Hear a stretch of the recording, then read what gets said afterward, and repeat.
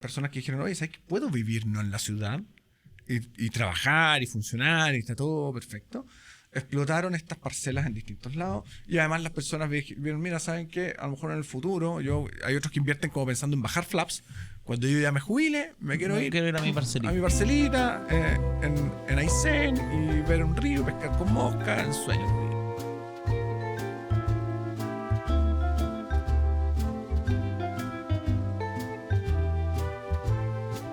Hola, ¿cómo están? Bienvenidos a un nuevo capítulo de Comperas y Finanzas. Hoy día vamos a hacer un capítulo que les va a gustar muchísimo, especialmente a las personas que han tenido, o no, los que han tenido esas cosas nunca les gusta, pero los que tienen una promesa de compraventa inmobiliaria, por ejemplo, y quieren saber asuntos legales sobre esta. Bueno, quisimos invitar por primera vez al podcast a un abogado de renombre, Eduardo Tirado, asociado principal en Garrigues. Y de eso hoy día vamos a agarrarnos para conversar sobre la industria inmobiliaria y todos sus aspectos legales. Pero antes de comenzar, muchas gracias a nuestro auspiciador que hace posible todo lo que estás viendo, estos cambios bonitos. Hoy día es primera vez que estamos inaugurando, los que nos están escuchando, nuestro escenario está más bonito hoy día que los otros días. Tenemos más plantas, tenemos unos fondos que nos ayudan a que se escuche mejor el audio, de hecho. Pero gracias a Inversiones Santander que nos apoyan en esta gran cruzada de la educación financiera. Ahora sí, ¿cómo estás, Eduardo? Muy bien, ¿y tú, Francisco? Muy bien también. Muy contento de tenerte acá. Para nosotros como novedoso, este capítulo, yo le digo, abogadístico. Bueno, para mí también lo es. La verdad es que nunca he estado en un podcast o en algo de esta naturaleza. Sí, tengo experiencia en docencia, he estado en otros foros, pero encuentro entretenido aproximarme de esta manera, poder hablar de una manera quizás un poco distinta, aterrizada, hacer las cosas que el gran desafío de los abogados, que aplicar las cosas en fácil. Tenemos muchas habilidades para explicarlas en muy difícil. Así que este es un desafío entretenido y feliz de conversar contigo. Todos los temas de inversión inmobiliaria siempre me han apasionado y creo que acercarlo a la gente como un instrumento y que logren entender cosas que a veces se plantean como muy difíciles es una oportunidad. De hecho, justamente algo lo que dijiste ahí, y te voy a preguntar ahí como, ¿quién es Eduardo? Me gustaría saber también que te conozcan tu historia, cómo llegaste a donde estáis. Pero dijiste, y cuando me hablaron de ti y me dijeron que hacías clases, yo dije, listo, acá se va a poder, porque para hacer clases hay que tratar de explicarle al alumno en lenguaje no tan de abogado. Exacto. De clásico. Exacto. Que uno... Pero cuéntanos, ¿quién es Eduardo primero? ¿Quién es Eduardo Tirado? tu background y cómo llegaste a estar tan metido en el mundo inmobiliario. Bueno, voy a tratar de ser breve, van a extenderme mucho en esa historia, pero tiene algo interesante, porque la verdad es que primero el mundo de los abogados es un mundo muy de casta. Entonces, por general, uno tiene la posibilidad en Chile de identificar familias de abogados donde hay padre abogado, abuelo abogado, y hay una gran línea. En mi caso no era así. La verdad es que soy como el primer abogado de la familia, en varias generaciones, digamos. Yo traté de buscar hacia atrás y creo que encontré uno que era como un tío, abuelo, pero nada, ninguna conexión. Vengo de una familia de constructores, de ingenieros, de arquitectos, y por ese lado siempre estuve muy cerca. Mi papá es constructor, estuve muy cerca de los fierros de la construcción. Yo lo acompañaba a las obras, los fines. Es muy típico en la construcción que se trabaja los fines de semana, porque siempre sí. La constructora siempre está atrasada, es un base. No por negligencia, sino que la construcción es un trabajo, hay que entenderlo, y esto ayuda mucho a entender otros matices del negocio inmobiliario, pero la construcción es un trabajo artesanal. Aunque uno pretenda tecnificarlo, tenemos que entender que es un trabajo artesanal, y como trabajo artesanal que está involucrada las manos y la expertise de las personas, y por lo tanto muchos defectos o muchos impactos o incluso correcciones y impactos en los plazos se deben a eso. O sea, es un trabajo súper intenso en mano de obra, por eso también es tan incidente en los números que tenemos a nivel de empleo en este país, pero es un trabajo netamente artesanal. Y yo lo encontraba muy entretenido porque estar cerca de la gente. Yo era como la mascota en las obras cuando acompañaba a mi papá. Siempre había un fuego prendido, alguna choca en el fuego, te daban un tecito, después más cerca del almuerzo salían los choripanes, salían los asados. Entonces desde muy pequeño estuve siempre involucrado en eso. Cuando yo estaba en el colegio, mis intereses iban por otro lado. Siempre me profundicé por el lado científico, biología, química. Quería estudiar algo que que fuera por ese lado, y con los puntajes de aquí se me cae el carnet, con los puntajes de la prueba de aptitud en la mano, me di cuenta que por el lado científico estaba todo bien, por el lado matemático estaba todo mal, y por lo tanto las carreras que me interesaban a mí científicas tenían algún grado de ingeniería, y dije, ¿sabes qué? Me voy a ir por el mundo humanista y voy a elegir lo más amplio. Y lo más amplio que encontré fue el derecho. Mira. Y ahí tomé la decisión de estudiar derecho, una carrera que me apasionó en el estudio. Mi primera aproximación era, mira, es amplio, puedo hacer prácticamente de todo. Después hablaremos de los problemas que tiene el ser abogado, que tenemos algunas limitaciones, pero luego estudiándola me fui enfocando en el mundo del derecho comercial y civil, que era lo que más me gustaba. Y al salir de la universidad, nos costó encontrar pega en ese tiempo con un amigo, que éramos compañeros de colegio y universidad. Estábamos haciendo la práctica para el Estado, que es la práctica más generosa que puede hacer un profesional, porque es la única práctica que nadie te paga nada. ¿No te pagan nada? Nada. No te paga. La práctica del abogado no te paga. El Código Laboral establece que todas las prácticas al menos tienen que pagar locomoción y colación. ¿Ya? No. Aquí ni eso. Tú tienes que trabajar 6 meses para la Corporación de Asistencia Judicial o algunas fundaciones puntuales que también existen, que son un trámite habilitante luego para poder jurar como abogado. Porque el título de abogado más tampoco te lo da la universidad, te lo da la Corte Suprema. Tú te licencias, luego juntas estos requisitos, armas una carpetita y le ingresas a la Corte Suprema y luego te juras de abogado si que cumples con ello.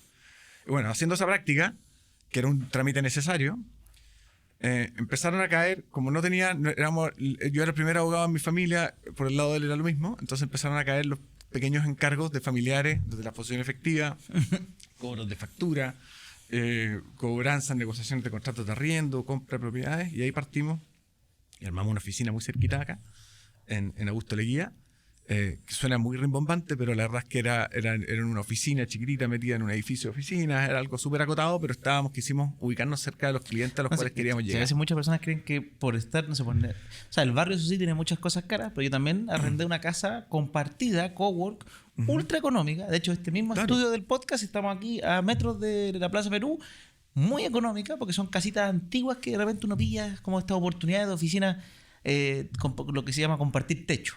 Y uno paga mucho más barato incluso que lo que me cuesta una oficina en el centro, en Providencia, en cualquier otro lado. Claramente. Entonces lo que nosotros queríamos era estar cerca de los potenciales clientes, súper ambiciosos en ese minuto. Todavía ni siquiera éramos abogados, estábamos partiendo con ese proyecto. Y bueno, y lo que quiero explicar con esta breve historia es que un poco circunstancialmente me fui acercando nuevamente al mundo de la construcción inmobiliaria ya desde la perspectiva del abogado.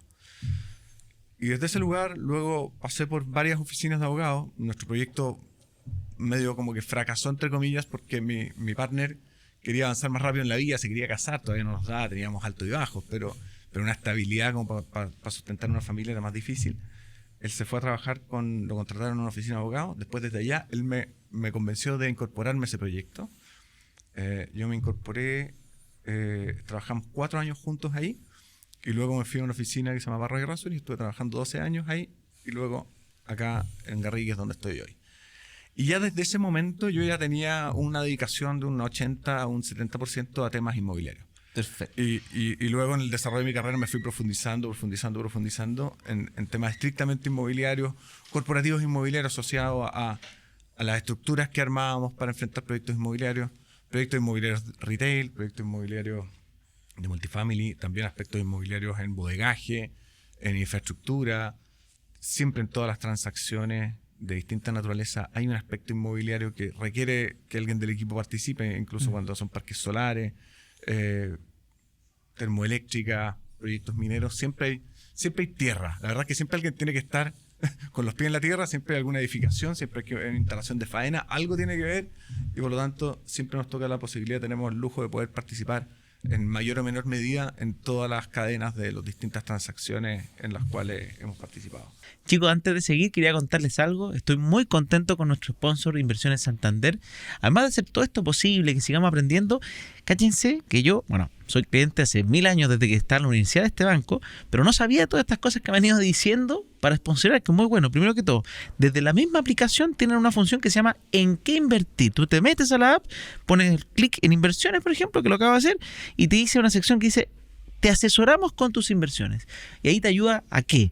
A entender tu nivel de riesgo, a conocerte y después a elegir entre distintos fondos que incluso tienen fondos ESG, fondos en dólares, fondos en pesos, que puedes desde 5.000 pesos comenzar a invertir desde la misma app sin salir. Así que tremendo ahí, Inversión en Santander, y qué rico que nos estén ayudando a hacer la educación financiera accesible a todo el mundo. Así que vamos con el capítulo y espero que les guste este datito. Perfecto. Bueno, ahora sí quiero empezar a ligar todo lo que es legal con el mundo de las inversiones. Uh-huh. Cuando te toca trabajar con distintas inmobiliarias, constructoras, obviamente el tema más del lado comercial no me da a abordarlo en este momento. O sea, vamos a ver si se da la conversa, pero cuando ya se trata del B2C, uh-huh, de los que están viendo quizás que acá se compran un departamento para inversión o un departamento, algunos para vivir, obviamente ahí depende de quién nos esté escuchando, pero enfocado en la inversión, yo me compro un departamento y lo primero que me encuentro, que suena legal, parte, porque uno piensa en la promesa, pero parte antes de eso es la reserva. Claro. ¿Ya? Y ahí empiezan ya los temas. Yo he visto casos de personas que reservan y después no devuelven la reserva, o personas que y después pasa la promesa. ¿Qué pasa en la promesa? Pero partamos del origen. ¿Qué constituye la reserva? ¿Cómo nos importa el tema legal en esta estructura de venta? Y después, ¿qué es una promesa compra-venta? ¿Por qué es importante conocerla, tener los detalles? ¿En qué me tengo que fijar? Mira, es bien importante lo que mencionas, porque de alguna manera aquí hay que conjugar, digamos, lo legal con lo comercial, y que siempre hay una tensión. Convengamos que en las metas comerciales suelen haber tensiones entre el equipo comercial y el equipo legal. Los comerciales quieren lo más rápido posible. Y los abogados siempre son los que ponen trabas y los que hacen que las cosas salgan difíciles y lentos. Entonces, claro, probablemente la carta, desde el mundo de una carta oferta, una reserva, lo que me gustaría que estuviese ahí es muy distinto a lo que le gustaría al gerente comercial o al ejecutivo de la sala comercial de venta o el piloto. Pero viéndolo desde la perspectiva del oferente o del cliente que quiere reservar una unidad, un departamento, una casa, como cliente uno tiende a subestimar la importancia de ese documento. Y hay que tomarse algún grado de tiempo, pero también está probablemente la presión de la sala de venta que te dicen, mira, bueno, firme ahora, tengo una persona que también la quiere y es justo la casa que a usted le gustaba en tal ubicación o el departamento con tal orientación. A veces así nomás, oye, reserva. Claro, haga un depósito en la reserva, qué sé yo. La verdad es que si es que hay algún documento, yo recomiendo siempre mirarlo con mucha atención, porque con ese sentamos las primeras bases del negocio que van a celebrar con la inmobiliaria. ¿Ya? Y sientas las bases, no solamente uno se fija en qué cosa. Las primeras cosas que te vas a fijar, que son las evidentes y obvias: precio, ¿cierto? Y el objeto. El precio del inmueble, en el fondo. El precio del inmueble y el objeto, que es el inmueble mismo, digamos. El departamento tal o cual, o la casa tal o cual, donde está ubicada, que esté bien individualizada. Pero hay que mirar todos los aspectos periféricos, que son los que te pueden generar mayores o menores malos ratos. Por ejemplo, si es que en ese documento se contempla que si es que tú necesitas un financiamiento para comprar esa unidad, si ese financiamiento o la obtención del mismo es condición o no del avance del negocio. Porque claro, puede haber una tensión ahí, que la inmobiliaria con justa razón te puede decir, no, yo vendo inmuebles. Si tú lo quieres, lo quieres. Si no lo quieres, no lo quieres. Pero cómo tú lo pagas es un problema que es más tuyo que mío. Hay otras que tienen una posición bastante más comercial, que dicen, no, sabes que yo entiendo que la gente necesita financiarse para comprar esto, entonces yo te acompaño en este proceso, e incluso si es que no logras obtenerlo por una razón asociada a tus rentas, qué sé yo, bueno, para atrás y sin golpes, y el negocio se deshace y te devuelven la plata. Pero estamos hablando de las dos puntas, digamos. Y en esas dos puntas hay mucho entremedio. Entonces, sí, más allá de calificar, que no voy a entrar a calificar cuál es la posición correcta, porque la verdad es que yo me dedico a asesorar inmobiliario y cada uno puede tener desde una matriz de riesgos por un lado y una política comercial por otro, diversa. Sí. O sea, yo he visto catástrofes en los dos lados. Gente que ha vendido todo su edificio, ¿sí?, con esta libertad que dices tú, como casi que si no me lo das no pasa nada, y que efectivamente casi que más de la mitad del edificio no sigue. Y la inmobiliaria se ve con la soga al cuello, a menos que sea una inmobiliaria que tiene plata propia y le da lo mismo todo, pero los que están con obligaciones bancarias por detrás empiezan a tener una gota de sudor ahí. Mira, hay algunas inmobiliarias un poquito más sofisticadas que entienden que este es un problema mutuo y por lo tanto ayudan y de hecho califican junto al cliente, le hacen una precalificación para darle desde ya luces si va a ser posible o no que obtenga el financiamiento que requiere. Perfecto. O sea, tú vas a elegir un determinado departamento, ven tu capacidad de pago del anticipo, pie o como quieran denominarle, digamos, y el resto a financiar, la misma inmobiliaria te dice, bueno, veamos tus rentas, vamos, y te anticipan porque tienen experiencia, porque saben cómo funciona el sistema, si es que tú vas a tener o no algún problema, como que te ayudan incluso en la preaprobación, tienen llegada directa a los distintos bancos y te ponen en contacto directamente. Eso pasaba pre-octubre, pre-pandemia, hoy día todo está mucho más difícil. Pero en su momento eso funcionaba así, funcionaba bastante bien, con lo cual la cuota de desistimiento al final por falta de financiamiento era bien menor.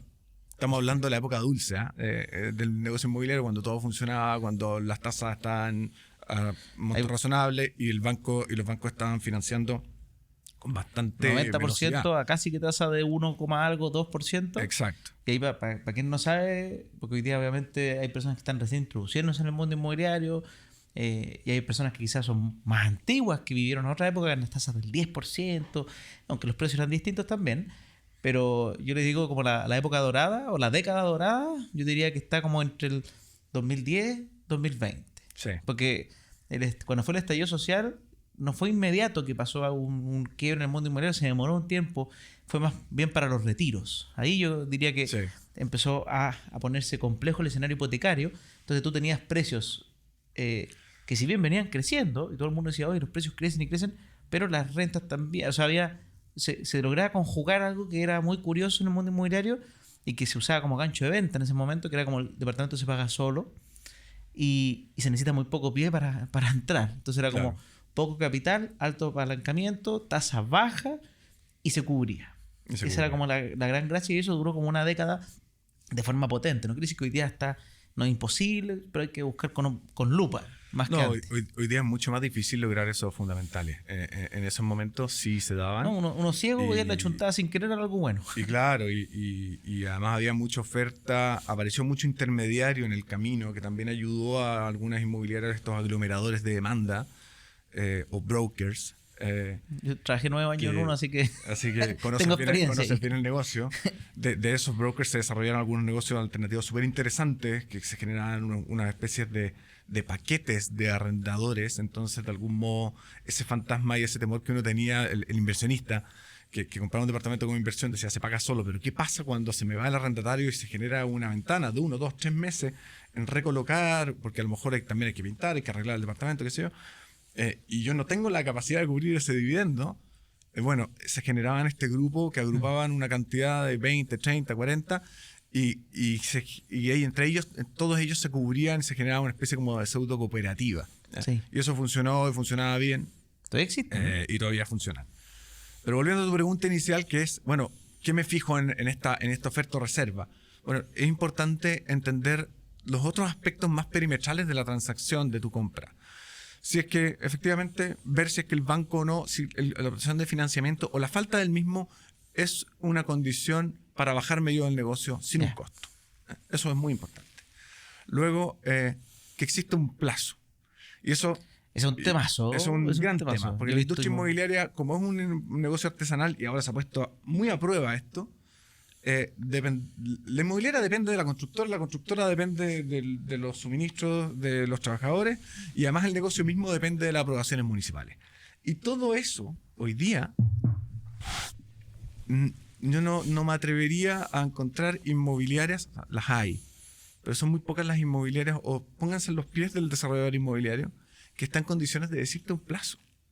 Porque cuando antes tú aprobabas un permiso de edificación o un anteproyecto en plazos de 1 año, de 6 meses, hoy día eso es un interrogante. Y esa incertidumbre te gatilla, es algo que gatilla todo el procedimiento.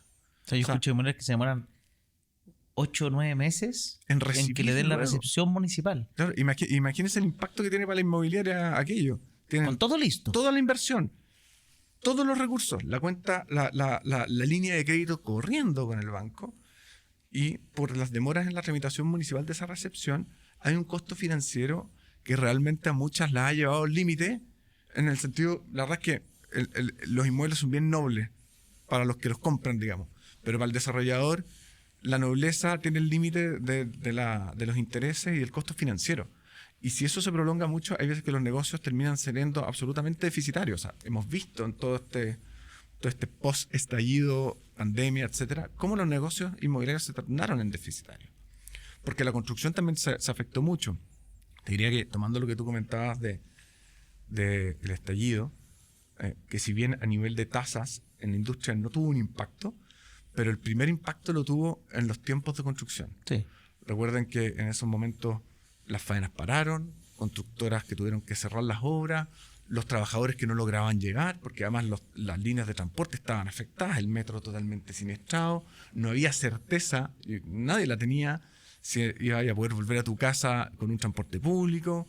Los Uber obviamente en ese momento también aumentaron bastante porque era la manera de moverse, pero todo eso encareció y dilató los procesos constructivos que luego tienen un impacto en plazo, tienen un impacto en costo financiero, tienen un impacto al cliente final, que le habían dicho que el inmueble iba a estar en determinado semestre y no estuvo en ese semestre. Entonces, volviendo al tema del plazo, ¿por qué es importante el plazo? Las inmobiliarias tienden a decir, mira, sabes, lo que yo tengo certeza es lo que yo controlo. Por lo tanto, yo te puedo asegurar, habitualmente uno encuentra cláusulas de este tipo, que yo te puedo asegurar que yo te voy a vender la unidad tantos días después, desde que tengo la recepción municipal, y sea un edificio, sea algo acogido con copropiedad inmobiliaria, que es un certificado que emite la municipalidad, que tú tienes que archivar en el conservador de bienes raíces, y es lo que te permite enajenar las unidades que antes eran un solo todo. Que es lo que atomiza el inmueble y te permite que hayan dueños de inmuebles distintos en un lote que antes era un lote con una construcción. Pero eso como así mega simple, como que me dijera, Francisco, yo te entrego la propiedad un mes después de que a mí me digan que sí en la municipalidad, pero yo no tengo idea cuándo me van a decir que sí. Y ese es el yo me quedo con incertidumbre. Y ese es el gran punto de estrés. Entonces, lo que estaba ocurriendo de un tiempo a esta parte, los actores más serios del mercado incorporaban una cláusula que decía, bueno, y yo estimo que esto va a ocurrir dentro de determinado periodo. Yeah. E incluso estaban dispuestos en que si eso no ocurría dentro de ese periodo, te daban la posibilidad de salir porque entendían que algo escapaba a ti, que escapaba a ellos, pero que claro, que era una salida sin ninguna sanción para ninguna parte, y a ti te devolvían el pie o el anticipo debidamente reajustado. Personalmente creo que eso es lo más serio. Yo creo que eso es lo más ecuánime, que tú no porque se hace cargo de ambas situaciones. Pero producto de esto que estoy describiendo es como lo que parece más equilibrado, se dan todo tipo de instancias. Uno encontraba ofertas y promesas sin plazo. Sin plazo. Sí. O sea, ¿cuándo será? Cuando yo te notifique que estamos listos. ¿Y cuándo eso ocurrirá? Bueno, cuando te notifique. Ya, y después voy a entrar porque acá esto es lo que quieren saber las personas. Si me pasa eso, yo fregué, tengo posibilidad de alegato, o sea, yo puedo, quizás no me enteré porque nunca viste un capítulo, nunca me hablaron nada de temas legales y de repente firmé sin pensar nomás, dije, no hombre, y después me encuentro con esta y llevo, no sé, 2 años que no me... ¿Yo puedo alegar de alguna manera o esto ya está fregado porque es privado? Producto de distintos problemas de algunos actores que han sido menos conscientes del cliente, que te diría que son los menos. La mayoría de la industria y las inmobiliarias que son más permanentes en el actuar acá tienen estándares bastante altos. La Cámara Chilena de Construcción también ha definido ciertos estándares que van orientados a lo que hemos hablado previamente. Casi siempre los problemas son por los menos. Pero lamentablemente han habido algunos que son más disruptivos y que han llevado las cosas al extremo, y que eso ha implicado lo que ocurre habitualmente cuando pasan estos fenómenos. Y después podremos hablarlos de otras industrias, digamos, como el mundo rural, que es un temazo. Pero lo que ocurre es que se ha llevado a sobre reaccionar, y hoy día tenemos un CERNAC muy activo revisando las promesas, instruyendo y generando oficios y sanciones a las inmobiliarias que vulneran determinados derechos, que no me voy a extender ahora porque primero fome explicarlo y es muy detallista, pero luego podemos, por último yo le puedo hacer llegar a Francisco los pronunciamientos del CERNAC al respecto, pero han ido sobre regulando y apretando la industria en estos aspectos, pidiendo más formalidad y en algunos casos, claro, yo creo que excediéndose desde mi punto de vista a determinados ámbitos donde se desentiende el espíritu. Yo entiendo el espíritu y es bueno, en el fondo. El CERNAC está buscando proteger al consumidor, pero el CERNAC no entiende la industria con profundidad, por lo tanto no ha recogido la naturaleza del negocio y en algunos casos se están imponiendo algunas sanciones y reglas que van a terminar, finalmente todo esto tiene un impacto en precio. Van a terminar apretándolo y pide certezas donde un poco es difícil otorgarlas hoy día porque no depende ni del desarrollador, depende de la tramitación municipal, que también hay un proyecto ahí que quieren tratar de agilizarlo, pero tenemos muchos nudos que han impactado en esta certeza que es la que quiere el cliente y que es razonable que la tenga. Entonces, te diría que ahí hay un desafío como industria, hay un desafío también a nivel legislativo, que lamentablemente la calidad legislativa no siempre ha sido la mejor, pero hay algo que hacer. Perfecto. Pero igual, a lo que voy, yo como cliente, no me sale el plazo, yo podría alegar, tengo instancias para alegar. Sí, hay argumentos jurídicos para alegar contra una promesa que no tenga plazo. Te diría que ahí hay un tema. O sea, las promesas tienen que estar asociadas a un plazo y una condición. Pero el problema ahí pero es tengo que contratar un abogado si me pasa eso. Totalmente. Ya, o sea, el que lo quiera hacer como sí, lo puedes hacer, pero vas a tener que desembolsar. Va a tener que, o sea, puedes argumentarlo frente a la inmobiliaria, pero probablemente si es que la inmobiliaria ya tiene una característica, creo que vas a encontrar mucha resistencia. Pero hoy por hoy, te insisto, o sea, los que asesoramos, quiero decir bien a las inmobiliarias, porque la verdad es que somos muchos que estamos en esta línea. Estamos considerando estos aspectos. Ya, o sea, perfecto. Ya, pero el plazo una es promesa importantísimo. sin plazo no es muy serio. O sea, mejor no entrar ahí. Yo siempre digo O sea, a la yo gente, arrancaría. Exactamente. Yo arrancaría. Si alguien, si una inmobiliaria te dice, Inmobiliaria que dice, mira, oye, yo te aquí no vendo, tengo plazo. Y además, porque además tú estás haciendo un esfuerzo económico importante. Si para esa gente ese anticipo no es cualquier cosa. Puede ser la inversión más grande son de sus la vida. ahorros. Pero bueno, la primera aproximación son estos documentos preparatorios, que son esta oferta, esta carta oferta, esta reserva. Las reservas, la verdad es que a mí, en lo personal, no me gustan mucho como cliente. Yo prefiero pasar un documento más definitivo. La promesa. Cuando tengo la posibilidad, vamos directo a la promesa. No es que tiene que reservar. Bueno, ok, ¿y cómo reservo? Muchas veces te hacen dejar un cheque que ni siquiera se cobra. Sí, o que te son 100 lucas, es una 200 seña, lucas. porque tú estás pidiendo, veámoslo del otro lado, si no, no es que las inmobiliarias sean todas malas. Lo que tú estás pidiendo a la inmobiliaria es que saques de la venta una unidad, que te la bloquee. Por lo tanto, hay un costo, hay una oportunidad y queremos entender que eso tenga alguna seriedad detrás, porque efectivamente estoy renunciando a la posibilidad de vender esa unidad a un tercero. Sí, yo creo que le decía a la inmobiliaria en ese minuto es que la reserva dure, no sé, 15 días post que tú le mandes el papel, y si no, que se devuelva la plata y que sea como perdiste la oportunidad. Por lo general es así, pero en muchos casos lleva asociada una sanción. Sí. Porque igual hay una falta de seriedad, digamos. Salvo que tú justifiques por qué no avanzaste en el proceso de la reserva a derechamente la promesa. Yo creo que pasar de reserva, oferta, promesa no tiene mucho sentido. Tú, si bien pasas o de oferta o reserva, alguno de esos, a promesa. O derechamente a promesa. Promesa es el contrato idóneo para poder acordar la venta futura de un inmueble. Y ese es el contrato donde debiera estar todo. ¿Qué debiera estar? Debiera estar el plazo, deberían estar las condiciones, debería estar hacerse cargo de ciertos aspectos que van a ocurrir. ¿Qué pasa si es que hay retrasos? Caso fortuito, fuerza mayor, ahí tenemos eximientes de responsabilidad que no necesariamente deben estar en la promesa, pueden estar recogidos, pero la verdad es que la normativa civil los contempla, por lo tanto uno sabe que si hay un evento de caso fortuito, fuerza mayor, es algo que es imposible resistir a las partes y que uno debiese regularlo bien en la promesa para que la persona que no está instruida en estas cosas entienda cómo opera, que básicamente lo que debería ocurrir es que hay una suspensión del plazo. Imagínate lo que pasó en pandemia. Oye, no se puede ir a trabajar, no pueden avanzar en la construcción. Evidentemente, el plazo no puede seguir corriendo. Y el inmobiliario, entonces, en teoría está en derecho a decirme, oye, se atrasó y no te puedo compensar porque no tengo nada que ver. No tengo nada que ver. Mira. No tengo nada que ver. Porque la verdad es que, ¿cómo imponerle a la inmobiliaria la obligación de seguir construyendo cuando la autoridad se lo impedía? No puede hacerlo. ¿Te fijas ahí? Distinto es cuando se atrasa por causas personales. Insisto, en el mundo de la construcción lamentablemente siempre hay muchos atrasos, porque es un proceso muy complejo donde intervienen muchas variables. Miren lo que pasó con el mundo de los materiales. Aumentaron casi al doble, de hecho, en muchos casos. Por eso. Entonces, hagamos la simulación. No es que yo esté haciendo una defensa corporativa de la industria, pero hagamos una simulación de la perspectiva de la inmobiliaria que te dice a ti que te va a vender un departamento en 2000 UF. Y esa promesa la firmaron cuando estaba en blanco o en verde, o sea, no había nada, estaba el terreno, ni siquiera habían partido la construcción. Esa proyección que hizo la inmobiliaria fijando un precio estaba asociada a determinados costos, los mismos costos que probablemente le impuso a la constructora en su contrato de construcción a suma alzada. Todos esos costos se alteraron. Si es que ninguna de las partes en la cadena está dispuesta a hacer a un ajuste y reconocer que hubo un cambio de las condiciones, te va a llevar, a una industria que va a terminar en una crisis. Porque ¿te parece justo que la inmobiliaria se haga cargo 100% del sobrecosto? Parece que no. ¿Te parece justo que la constructora se haga cargo 100% de ese sobrecosto? También parece que no. ¿Y parece justo que el cliente final se haga cargo de todo el sobrecosto? Tampoco parece correcto.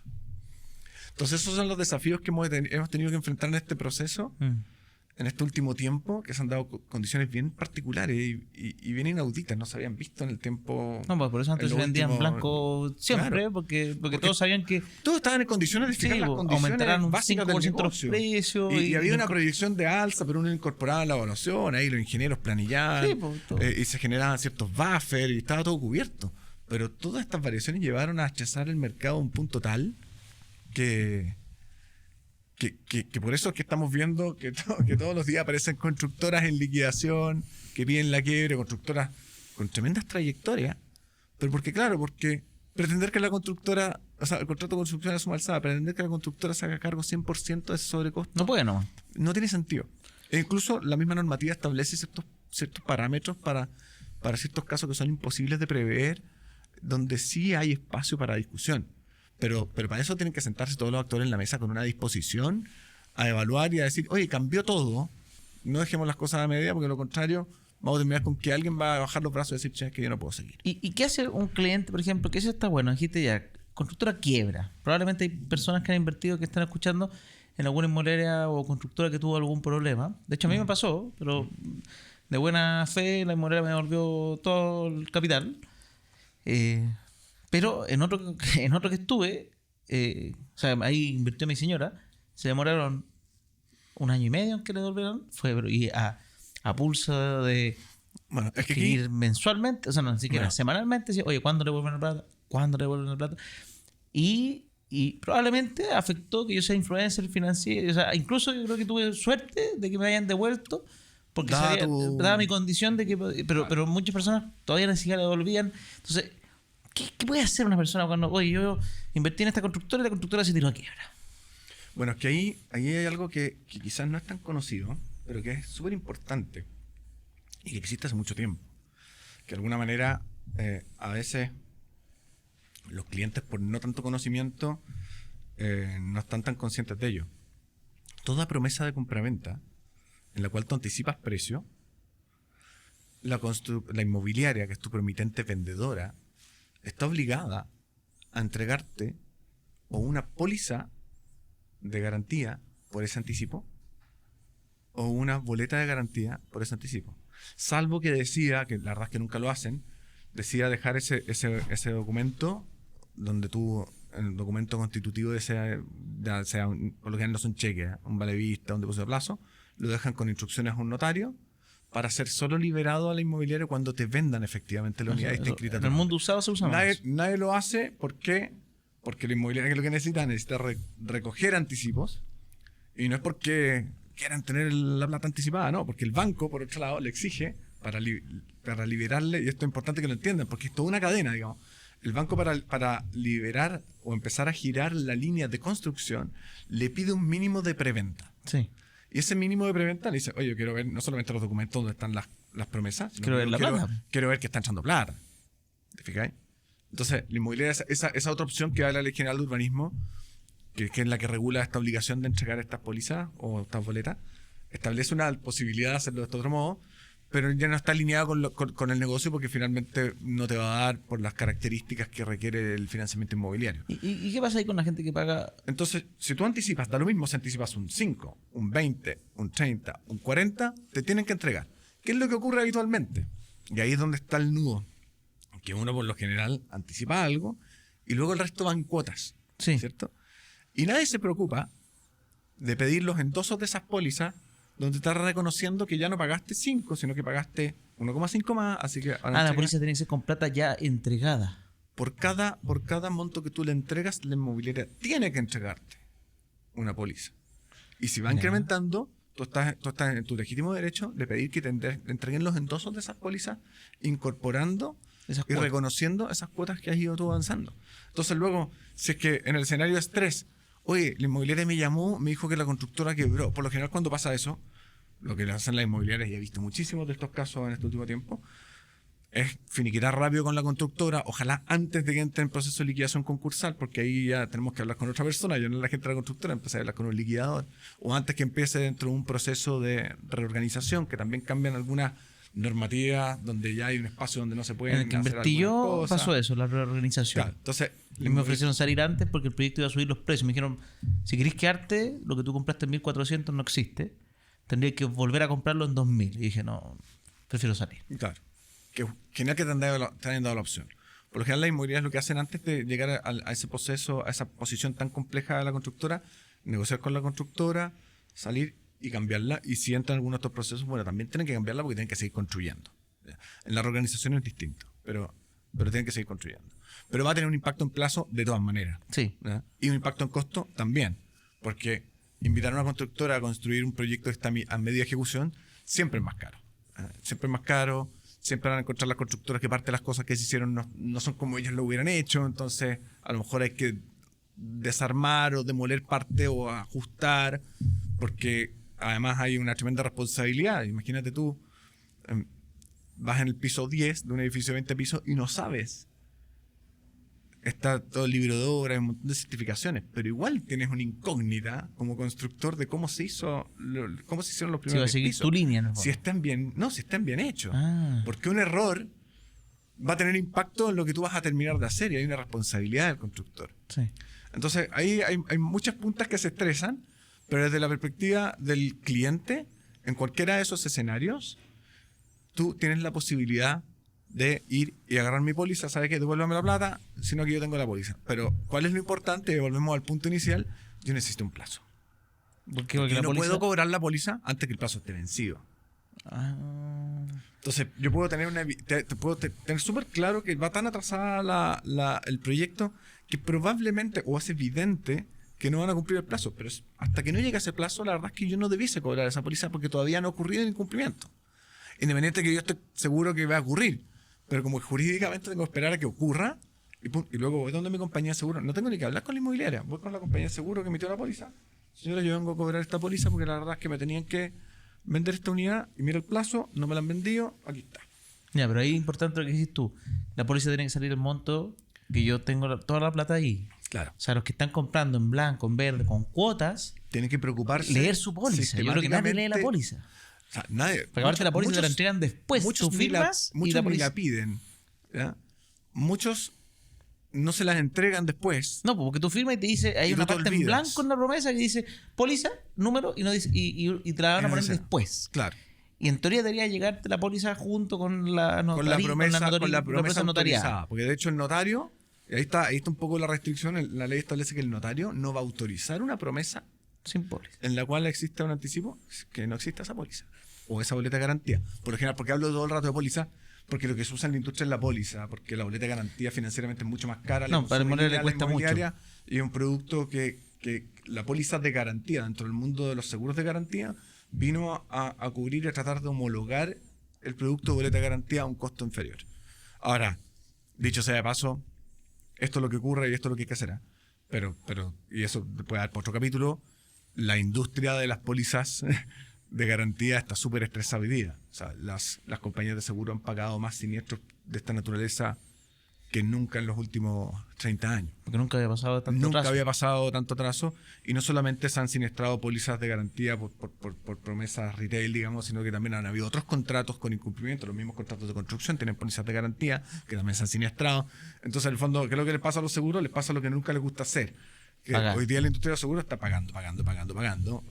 En circunstancias que antes era un negocio financiero donde ellos cubrían y eran siniestros que no tenían lugar. Perfecto. Y ahí, ya, pero entonces, bien importante, uno, tener tu póliza y preocuparte que esté con el dinero que yo voy a poder cobrar. Porque por lo que entiendo, si yo pagué, por ejemplo, 400 lucas nomás de anticipo y el resto en cuotas para futuro, la póliza entonces va a estar por 400 al principio. La si primera es que no me la póliza. endosan. Sí. Y yo luego tengo que estar pidiendo, oye, a la fecha llevo todo esto, ¿me pueden mandar el endoso de la póliza incluyendo? Eso nunca, yo creo que no conozco a nadie que me lo haya pedido en todos los 9 años que trabajé en el mundo inmobiliario, nunca en la vida alguien lo pidió y no tengo certeza de que las inmobiliarias lo hayan hecho. Ya. Porque nadie lo pedía, era como... Yo he visto que se hace, Lo he visto hecho, pero también he visto casos como los que tú describes donde por olvido... Quizás lo tenían ellos guardado. No, sí, puede ser. no es que no lo entreguen, sino que en el fondo también uno tiene que tener una debida diligencia de sus propios negocios. Entonces Sí. uno tiene que tratar de pedirlo. Siempre la óptica del consumidor es que el proveedor debiese... Darme todo siempre. Darme todo mucho más y está bien. Pero independiente de que eso debiese ser así, y conozco inmobiliarias que lo hacen por defecto, uno también tiene que poner un gradito de diligencia en los, Sí, pues si estáis en los aspectos propios. estáis pagando 10 millones de Es un pesos. negocio no menor, una propiedad que para ti es importante. Entonces hay que tratar de apretar y tener ese recordatorio que no es tan... Uno luego que lo incorpora dentro del to-do list, va a salir fácil. Perfecto. ¿Qué otro aspecto tú ves que es relevante? Hoy se me ha pasado, estoy mirando el tiempo. Ahí, bueno, recuerden todos los que están viendo este capítulo o escuchándolo en Spotify, recuerden las cosas que uno quiere como creador de contenido. Suscríbanse al canal de YouTube, al canal de Spotify, pónganos 5 estrellitas y déjenos en los comentarios si les gusta este tipo de conversaciones. Como siempre, yo estoy tratando de a poco, como Esperas y Finanzas, traer en simple distintas temáticas que tengan relación a lo que uno hace en su día a día cuando va a invertir, desde historias de aprendizaje de inversionistas muy potentes, de inversionistas más pequeños, de personas que ya la hicieron. Incluso he traído algunos que ya alcanzaron lo que se llama esta como La independencia financiera. Personas que El hoy día... número. El número, El exactamente. número. Tener el número de plata invertida para que con los dividendos no tuvieran que trabajar ni un segundo más en su vida. Lo siguen haciendo porque la gran mayoría de los que llegan a ese número es porque les gusta Que les trabajar. termina gustando. Sí, pero se siente con una tranquilidad distinta. Obviamente es distinto ir a trabajar sabiendo que si tengo un accidente y me quedo sin mano, voy a estar de por vida bien. En cambio, ir a trabajar pensando que mañana no puedo seguir si me quedo sin trabajo es distinto. La sensación, por lo menos. Claro que Entonces, desde esa historia hasta también, en el capítulo pasado estuvimos con el presidente de las aseguradoras, para que nos cuente un poquito el mundo de los seguros de vida. Ah, mira. Se me olvidó cómo se llama la sigla de la Cámara de las Aseguradoras de Chile, pero súper interesante porque de la jubilación, de las pensiones. Se preocupa Bueno, mucho de las pensiones. Y el mundo de los seguros de vida es un O sea, ni actor siquiera muy seguro. relevante en la industria inmobiliaria, porque la verdad es que invierte muy fuerte en activos inmobiliarios para poder calzar, invierten en activos de renta inmobiliaria de distinta naturaleza, ya sea oficinas, centros de distribución, parques industriales, todo tipo de proyectos, buscando calzar esos flujos con las obligaciones que va tomando la compañía de seguro en los seguros de vida. Que Sí, de ahí eso- salen pensiones, de hecho. De ahí salen las pensiones de la gente, si en el fondo no salen de... No es que inviertan la plata en acciones, pueden hacerlo, digamos, Obvio. pero lo que pasa es que este tipo de instrumentos inmobiliarios y financieros les dan bastante seguridad al flujo. Exactamente. Pero bueno, suscribirse y volvemos a las últimas preguntas. Plazo importantísimo, por lo que entiendo el plazo incluso incide en la póliza, entonces, o sea, sin Entonces, tener, muy importante, si claro. no tener plazo significa que incluso quizás no estoy resguardado, o sea, la póliza puede valer huevo en ese sentido si no tiene plazo. Lo que pasa es que, claro, lo que tú tienes que pensar en tu póliza o desde la perspectiva de una promesa comprador, te estoy diciendo, yo estoy asumiendo la obligación de comprar, ellos están asumiendo la obligación de vender. Perfecto. Sujeto a determinadas condiciones, pero yo tengo que tener claro cuándo se constituye un incumplimiento, cuándo tiene que tener lugar esa obligación. Para que la póliza Ese haga cuándo efecto. puede estar supeditado a una condición, cuando ocurra algo, o la llegada de un día determinado. Tenemos que tener claro cómo acreditar, cuando es una condición, que puede ser, la condición no puede esperar eternamente. Entonces también es razonable solicitar, y cualquier inmobiliario serio te va a dar una ventana de tiempo donde, mira, bueno, y la condición se va a verificar y deberá verificarse dentro de una ventana de tiempo. Sí. Si dentro de esa ventana de tiempo la condición no se verifica, no llega ese elemento, uno puede decir, ¿sabes qué? Aquí claramente ya Hay un estamos problema. fuera. Perfecto. Entonces, el plazo importante, que tenga póliza importante. ¿Hay algún otro elemento dentro de las promesas que uno diga, oye, esto yo como abogado lo he visto ya en varios casos? Ojo. Te diría que, bueno, el elemento de los títulos de dominio es la condición base de cualquier negocio inmobiliario. Nos gustaría mucho, bueno, yo me dedico mucho al tema de estudio de títulos, que es como la piedra angular del negocio inmobiliario. Sobre los títulos de dominio es donde se construye todo. Si es que tienes un problema en los títulos, no te van a financiar. Si incluso consigues desde la perspectiva del inmobiliario, si consigues el financiamiento del inmobiliario, pero luego hay un problema en los títulos de dominio, al comprador, a tu cliente, a las personas que le estamos hablando ahora, no les va a prestar plata al banco porque va a encontrar que hay un problema en los títulos de dominio. Esa es la gran condición, la condición sine qua non que siempre vamos a encontrar en cualquier promesa, es que está condicionada a que los títulos de dominio estén ajustados a derecho. Están correctos. Y respecto a ese punto, que este es un consejo que es importante para todos los clientes. Que nadie pide los estudios de títulos, porque yo sepa. ¿Por qué? Porque uno no lo hace, porque como tú te financias, tú dices, el banco estudia los títulos. Y eso es verdad. El banco lo estudia, pero el banco lo estudia desde la perspectiva del banco, desde la perspectiva de su garantía, que habitualmente están bien alineados con tus intereses, pero hay determinados aspectos menores que podrían diverger y por lo tanto es muy recomendable, si es que pueden, que hagan un estudio de títulos propio. ¿Ya? O sea, pero la inmobiliaria normalmente lo tiene hecho, uno puede pedirlo, ¿no? Es que la inmobiliaria lo hizo, pero lo hizo ella. Entonces tú como contratante, tú quieres chequear objetivamente e independientemente de la inmobiliaria si es que los títulos están bien. La inmobiliaria te puede decir están todos regios, pero tú quieres estar seguro. Contrastar. Entonces quiere hacer ese contraste. Claro, eso por lo general la gente no lo hace porque involucra contratar a un abogado, el abogado te va a cobrar, los abogados tienen fama de cobrar caro, nosotros que cobramos barato, pero eso es otra cosa. Pero en definitiva, creo que es aconsejable hacerlo. Ahora, si quieren asumir el riesgo de no hacerlo y quedarse con el estudio de títulos del banco, al menos pidan copia de la carpeta de títulos. Para que ustedes tengan todos los antecedentes. Y los guardan. Porque luego cuando vayan a vender, te van a pedir todos esos documentos, tú no los tienes, vas a llamar al banco, el banco te va a decir, sabe que yo no guardo títulos, así que buena suerte. Y te va a tocar dejar los pies en la calle, buscando documentos en el conservador de bienes raíces, en el archivo judicial, en las direcciones yo cuando de obra. vendí, tuve la suerte que le pedí a la inmobiliaria los tenía guardados. Genial, pero no siempre pasa. Sí. Entonces, y se arman una carpetita con su compraventa, con su inscripción y con los títulos que llegan hacia atrás, y ahí tienen todo un dossier de documentos totalmente ordenado, y el día de mañana cuando vendan no van a tener ningún problema. Van a decir, ese es como el vendedor ideal. Uno dice, oye, te quiero comprar algo y que tenga todo ordenado, es lo que uno espera, porque además también tiene un impacto en los plazos. O sea, la operación va a salir más rápido, porque por lo general lo que demora es el estudio de título. Porque hay que realizar hasta 10 años hacia atrás de transferencias de dominio, y no solamente el dominio, hay que revisar aspectos municipales, urbanísticos, impuestos territoriales, que no existan deudas por conceptos municipales, un montón de aspectos que no los voy a detallar acá porque de verdad... Pero hay que revisarlo. Pero hay que revisarlo. O sea, de hecho, a mí me tocó cuando vendí mi propiedad, yo no tenía idea, porque no pagaba contribuciones yo. Las propiedades que son... hay un monto que es un monto exento, que hoy día está aproximadamente en 45 millones de pesos, va cambiando. En esa época eran 34 millones, por ejemplo, y mi departamento estaba de tasación fiscal, no del precio que te vendieron, ojo con esto. Sí, claro. Entonces, la tasación fiscal de mi propiedad eran, por decirte algo, 25 millones. Yo lo había comprado en 60, pero igual... lo compré como 40, por decir algo. Es que existe una diferencia entre la tasación comercial y la fiscal. El avalúo no reconoce el valor comercial. No, son distintos. Pero el tema es que mi vivienda básicamente está exenta. De hecho, todas las que tengo están exentas. Entonces, yo dije, perfecto, no hay nada que pagar. Maravilloso.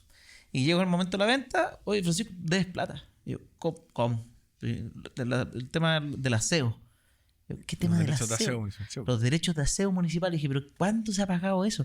Es que se pagan normalmente dentro de las contribuciones, viene la cuota del derecho de aseo, pero si tú estás exento, es tu obligación pagarlos directo a la municipalidad. Y me metí a la página de la municipalidad y obviamente tenía multa, intereses, no eran gigantescos, pero eran, no sé, por el doble de lo que costaban, por decir algo. Si costaban 40 lucas, tenía que pagar 80. Claro. Entonces dije como... Y ahí hay gente que me dice, sí, pero Pancho, cada 5 años prescriben, ¿para qué lo voy a hacer? Bueno, para mí creo que las cosas hay que venderlas bien sanas y listas. Sí. Entonces, ahí tuve que pagarla porque si no, no me la compraba. El comprador me decía, no, pues comprar. Ahora uno se puede acercar ahí en esos casos a la municipalidad con cara de nunca supe. De que no sabía y dar la explicación del caso. Por lo general te hacen alguna condonación de esos intereses, eso dependiendo del municipio, pero te hacen algún grado de condonación. Yo estaba enojado, aburrido y lo pagué. No, hiciste el cheque. Aparte fue como cuando estábamos en la notaría vendiendo, fue como, oye, tenés que pagarlo, si no, no te lo vendo. Y yo, ya, lo pagué para firmar el papel. Bueno, es que las contribuciones, per se, aquí estos derechos son distintos, pero las contribuciones incluso, el notario tiene la obligación de verificar que las contribuciones estén al día, porque tiene que hacer un formulario cuando firmas una escritura de compraventa, se llama el formulario 2890, muy de servicio puesto interno, así de códigos, pero ese formulario tiene que indicar que en el que vende, que en el que compra, cuál es el precio, qué sé yo, y que las contribuciones están al día. Y luego el conservador tiene que verificar lo mismo. Porque el Señor de Servicio de Impuestos Internos, que es un gran recaudador, se preocupó que hayan varios obligados responsables de ver que estén las cuentas al día. Y Para que si no se es que olvide. tienes una deuda de contribuciones, no te van a cerrar la escritura y no vas a poder inscribirla. Es así de drástico. Y hay otro tip para nuestros oyentes. Ojo con los convenios. Creo que es convenio. Porque muchas veces lo que ocurre es que alguien tiene una gran deuda de contribuciones de bienes raíces y está próximo a vender y dice, voy a ir a tesorería y firma un convenio donde repacta esa deuda, la patea hacia adelante en cuotas, paga la cuota que está hoy día vencida, que es muy menor porque repactó, te aparece un certificado que está libre de deuda porque no tiene deuda vencida, Pero la repactaste. pero la repactaste y luego el que compra se queda con toda esa repactación.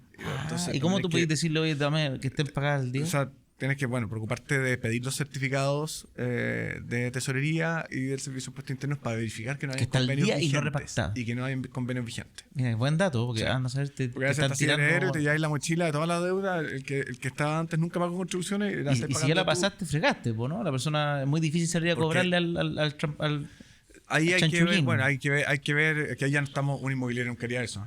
No, pero estamos hablando de venta cómo usada. compra, claro, entre personas naturales, digamos, o entre distintas entidades, pero que no sea un inmobiliario. Claro, ahí el problema es que si no lo estableciste en ese tipo de transacciones, uno en la misma promesa contempla una cláusula que habla que se vende libre de deudas, qué sé yo, y una la detalla, por lo menos yo, que tampoco hay convenios y que cualquier cuota que tenga cuotas reavalúo o valorizaciones que tengan como un origen periodo anterior a la venta también serán de cargo del vendedor. Ahora, bueno, eso te da un derecho, evidentemente, al día de mañana, si es que eso ocurre, ir a reclamarla, pero como todas las cosas, si es que alguien no cumple sus obligaciones, la manera de obligar a que la gente cumpla es terminar que el tribunal los obligue a cumplir. Entonces, Perfecto.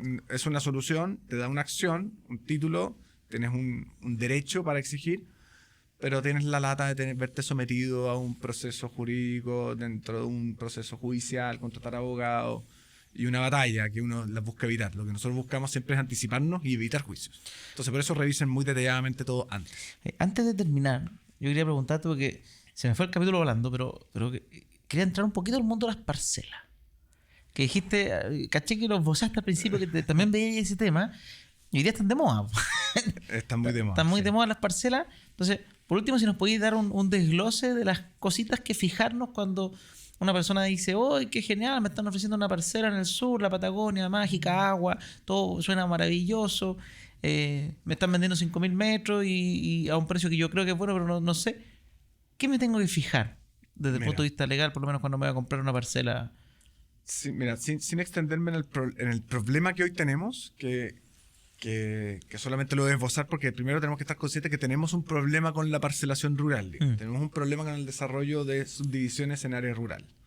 Y ese problema viene motivado por distintos factores, y en otro capítulo quizás lo podemos ver con más detalle, pero en el fondo viene motivado por que la planificación territorial nuestra, que es un nombre que como que suena a cualquier cosa, pero para los chilenos de a pie, los instrumentos de planificación territorial son los planes reguladores. Ya. Los planes reguladores nuestros se actualizan muy poco, a destiempo, van siempre a ras. Son como los Pepe Rojas de la regulación. Llegan tarde a la jugada. ¿Ya? Perdón, Pepe, yo soy hincha de la U, pero es así. Entonces, el problema del plan regulador es que llega muy tarde y la ciudad, la gente, las necesidades van más rápido que lo que la planificación establece. ¿Cuál es la idea del plan regulador? Que dice, ¿dónde yo quiero que viva la gente? Y quiero que la gente viva de este modo, no porque soy un controlador orwelliano, sino que básicamente porque quiero que hayan servicios, que usted tenga alcantarillado, que pase un camión de basura y le lleve la basura por un tema sanitario, que usted tenga colegios, que tenga salud, etcétera. Lo que ocurre es que eso va, pensemos que el de Santiago es del 90 y tanto. ¿Ya? Imagínate, la ciudad ha crecido como loco. ¿Te fijáis? Entonces, ese tipo de desfase. En 20 años casi que se ha duplicado la ciudad y no han hecho un plano nuevo para... Entonces, ¿Para qué hacer con ese claro, ante una necesidad que yo creo que explotó muy fuerte en la pandemia, de personas que dijeron, oye, ¿sabes que puedo vivir no en la ciudad? Y trabajar y funcionar y está todo perfecto. Explotaron estas parcelas en distintos lados y además las personas vieron, mira, ¿saben qué? A lo mejor en el futuro, hay otros que invierten como pensando en bajar flaps. Cuando yo ya me jubile, me quiero ir a mi parcelita. A mi parcelita en Aysén y ver un río, pescar con mosca, el sueño.